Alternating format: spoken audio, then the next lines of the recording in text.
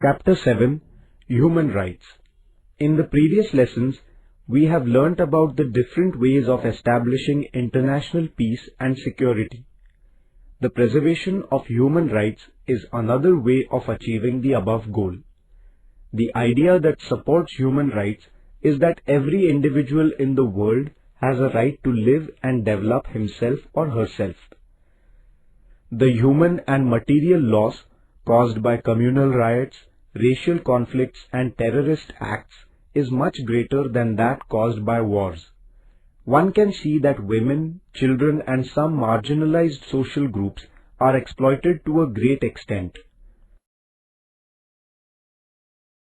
All this leads to unrest at the global level.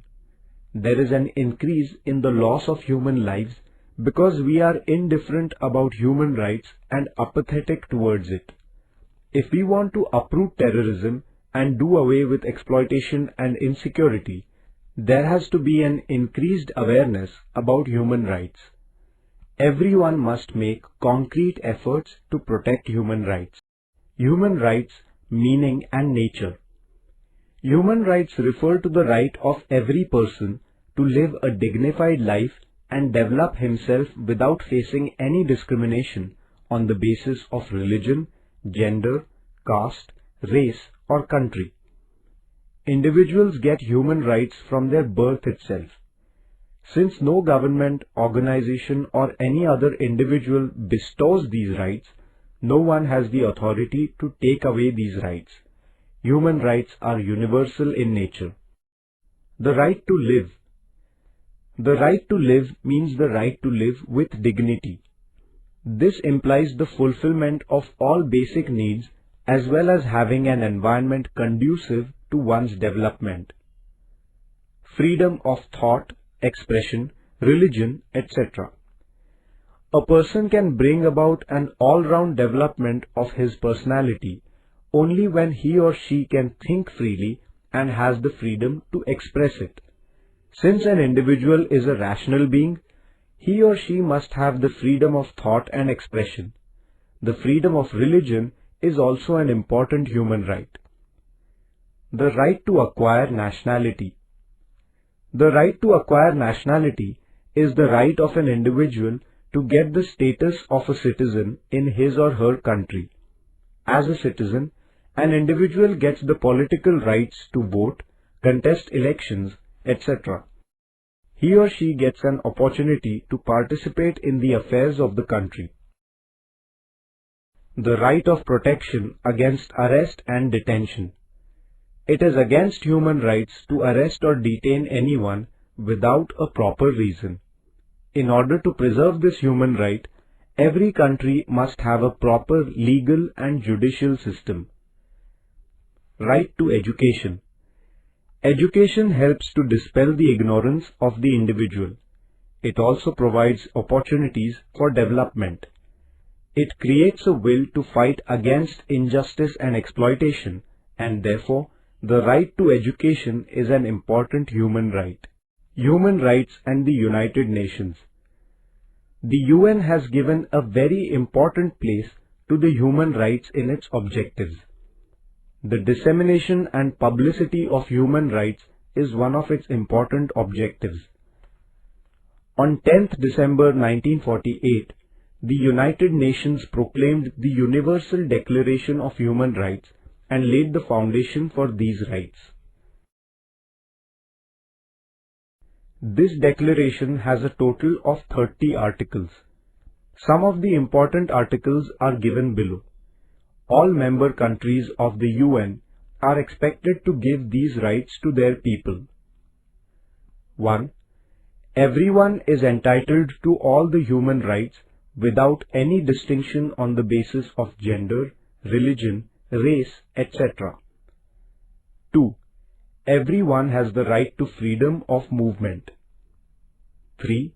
If a person feels insecure in his country, then he has the right to seek asylum anywhere in the world.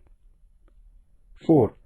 Everyone has the freedom from arbitrary arrest. 5. Everyone has the right to own property. 6. Everyone has the freedom of thought and religion. 7. Everyone has the right to freedom of association. 8. Everyone has the right to vote. 9. All men and women have the right to work and leisure. 10. Everyone has the right to primary education and enjoy the arts and literature. 11. Everyone has the freedom of occupation. 12. Everyone has the right to keep his or her personal life, dignity and status free from any kind of encroachment. It is necessary to establish organizations and create movements in order to nurture human rights and to avoid encroachments on them. This would help in preserving human rights in a more effective way. There are some voluntary organizations that are working at the international level in this context, as for example, Amnesty International, Human Rights Watch, etc. India and human rights.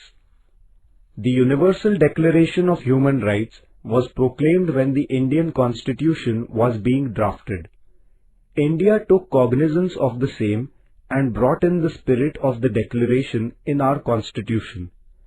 The human rights came to be included in the fundamental rights and directive principles of the state policy of the Constitution of India. National Human Rights Commission. India has devised many methods for the protection of human rights. One of these is the establishment of the National Human Rights Commission in 1993. Structure.